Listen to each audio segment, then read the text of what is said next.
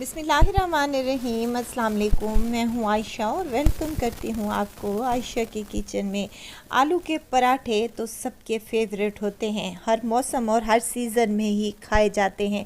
आप लोगों ने भी आलू के पराठे अपने घरों पर कई बार बनाए होंगे। आलू के पराठे की रेसिपी शेयर कर रही हूँ। मल्टी लेयर्स पराठे हैं, ढेर सारी लेयर्स वाले पराठे। जी हाँ, यहाँ पर मैं आपको जो पराठे बनाना बताऊंगी उनमें लेयर्स तो इतनी होंगी कि आप खोलते खोलते ही रह जाएंगे। टेस्टी इतने कि खाते खाते आप लोग का हाथ ही नहीं रुकेगा। बहुत ही टेस्टी और मज़ेदार मल्टी लेयर पराठे बनाने के लिए यहाँ पर सबसे पहले तो मैंने आटा गूंद कर तैयार कर लेना है। अच्छा, आटा मेरे पास है फाइन आटा जो बाज़ार से इजीली मिल जाता है, जिसे वाइट आटा भी कहते हैं। आप चाहें तो गंदम के आटे से भी बना सकते हैं, आप चाहें तो मैदे से भी ये पराठे इजीली तैयार कर सकते हैं। और अगर आप लोगों के पास आटा गूंधा हुआ रखा हुआ है ना फ्रिज में, तो उससे भी ये पराठे तैयार किए जा सकते हैं। चलें जी, हाफ़ टेबल स्पून नमक और हाफ़ टी स्पून ही इसमें चीनी का जाएगा। चीनी इसलिए जाएगी कि इस पराठों का कलर बड़ा अच्छा आएगा। तमाम चीज़ों को मिक्स कर लेंगे और मिक्स करने के बाद थोड़ा थोड़ा पानी डालते हुए हमने इसको गूंद लेना है। बिल्कुल वैसा ही गूंदना है जैसे कि हम रोज़मर्रा पराठे बनाने के लिए आटा गूंद कर तैयार करते हैं। फ्रिज में हम औरतें अपनी सहूलत के लिए आटा गूंद कर रख लेती हैं और 1 से 2 दिन काफ़ी होता है, चल जाता है। तो उसी आटे से भी हम ये पराठे तैयार किए जा सकते हैं, बहुत ही टेस्टी बनेंगे। बस आपने क्या करना है, आधे घंटे के लिए फ्रिज से आटे को निकाल कर रख देना है और उसके बाद ये पराठे तैयार करने हैं। यकीनन आपके पराठे भी बहुत टेस्टी बनेंगे।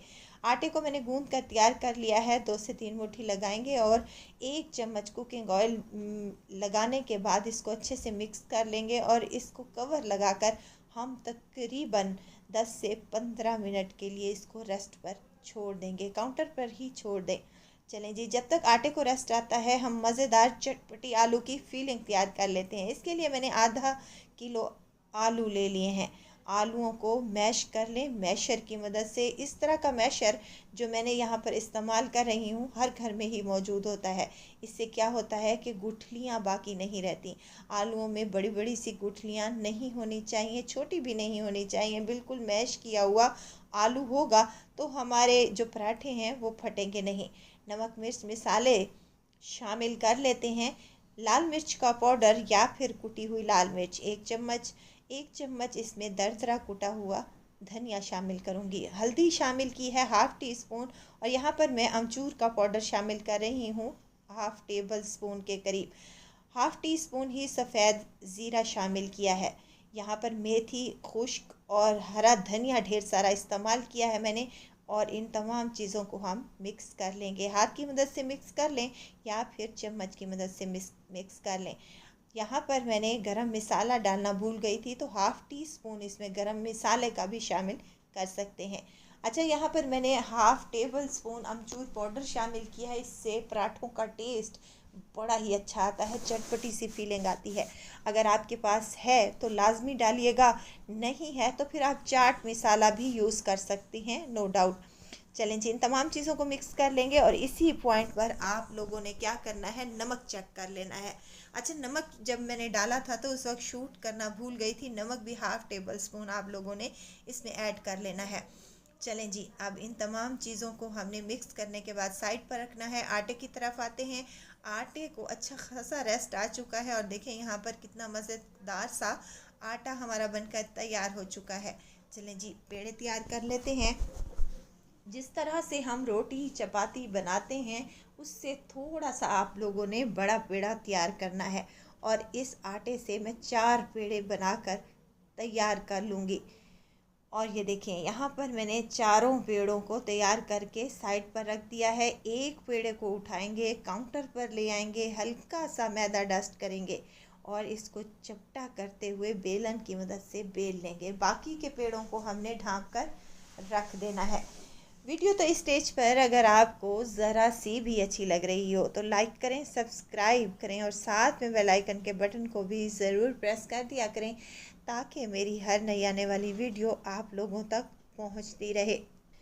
देखिए यहाँ पर मैंने एक रोटी को बेल लिया है और इसी रोटी के ऊपर चटपटा मज़ेदार सा आलू का मिसाला हम लगा लेंगे।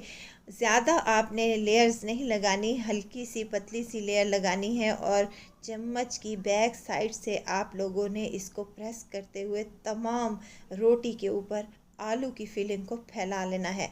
अगर आपको मुश्किल लगे तो आपने क्या करना है, चम्मच पर आपने थोड़ा सा घी लगा लेना है या कुकिंग ऑयल लगा लेना है। इससे क्या होगा, इक्वल साइज़ में हमारी फीलिंग लगेगी और बेहतरीन सी हमारी ये रोटी तैयार हो जाएगी। चलें जी, तमाम फीलिंग मैंने इस रोटी के ऊपर फैला दी है। अब दूसरी रोटी को बेलेंगे इसी शेप में और उसके बाद इस रोटी के ऊपर हम फैला देंगे। दोनों रोटियों को डालते हुए जब हमने इनको अच्छे से प्रेस कर लेना है, हल्के हाथों से करें ताकि रोटी हमारी फटे नहीं। और इसी तरीके से आप चाहें तो बेलन की मदद से हल्का सा इसको प्रेस कर लें ताकि रोटियां जो हैं वो आपस में चिपक जाएं और जो हमारी फीलिंग है आलू की वो बाहर ना निकले। चलें जी, अब हमने रोटी तो तैयार कर ली है, पराठे की लेयर्स कैसे बनानी है ये देख लेते हैं। इसके लिए मैंने यहाँ पर पिज़्ज़ा कटर ले लिया है। अगर आपके पास पिज़्ज़ा कटर नहीं है तो आप ये काम छुरी की मदद से भी कर सकते हैं। 1.5 इंच के फासले की आपने स्ट्रिप्स काट लेनी है और इसके बाद आप लोगों ने क्या करना है, इन स्ट्रिप्स को आपने रोल करते जाना है और इनके पेड़े तैयार कर लेने हैं। ये पराठे को इतने टेस्टी और मज़ेदार बनते हैं कि आप हर बार में इसी तरीके से पराठे बनाना पसंद करेंगे। इससे क्या होगा, फीलिंग बाहर नहीं आएगी, पराठे फटेंगे नहीं और आप लोगों के हाथ भी बिल्कुल ख़राब नहीं होंगे। इस तरीके से आपने रोल करते हुए पराठों के जो है ना वो पेड़े तैयार कर लेने हैं। एक दो रोटियों के आपके दो पराठे इजीली तैयार हो जाएंगे अगर आप लोगों ने मीडियम पराठे तैयार कर लेने हैं। अगर आपने बड़े साइज़ के पराठे तैयार कर लेने हैं तो फिर आपने एक रोटी से एक पराठा तैयार किया है।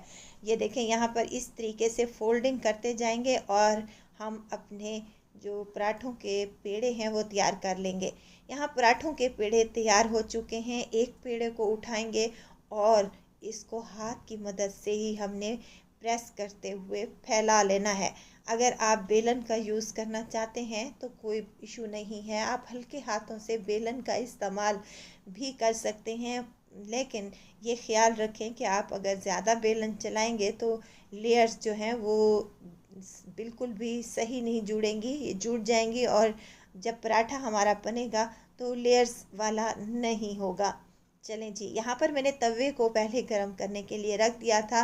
तवा गरम हो जाए तो हम पराठे को तवे के ऊपर डाल देंगे। मीडियम आंच पर हमने इसको कुक कर लेना है। जब देखें कि हल्का सा ट्रांसपेरेंट हो जाए पराठा तो हमने इसकी साइड को चेंज कर देना है। हल्का सा कच्चा पक्का हो जाए तो हमने इसकी दोबारा से साइड को चेंज करना है और इसके ऊपर लगा लेना है कुकिंग ऑयल, घी या फिर मक्खन, जो भी अब आप लोगों के पास अवेलेबल है आप उस पर डाल लें। घी डालेंगे तो पराठे और भी टेस्टी और करारे से और खस्ता से बनेंगे।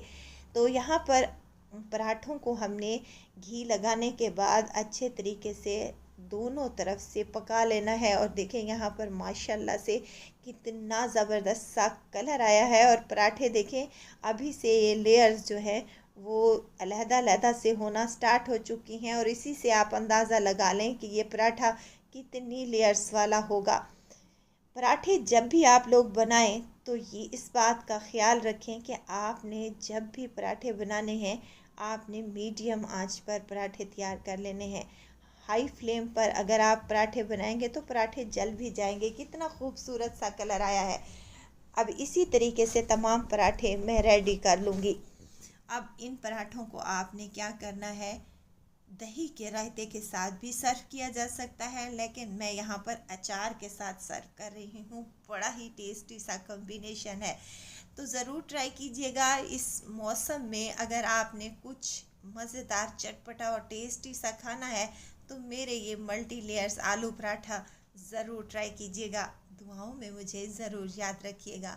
खुश रहें, खुशियाँ बांटें। इजाज़त चाहती हूँ, फिर आऊँगी इंशाल्लाह एक नई और मज़ेदार सी चटपटी रेसिपी के साथ। आयशा को दीजिए इजाज़त। अपना बहुत सारा ख्याल रखिएगा। दुआओं में मुझे याद रखिएगा। अल्लाह हाफिज़।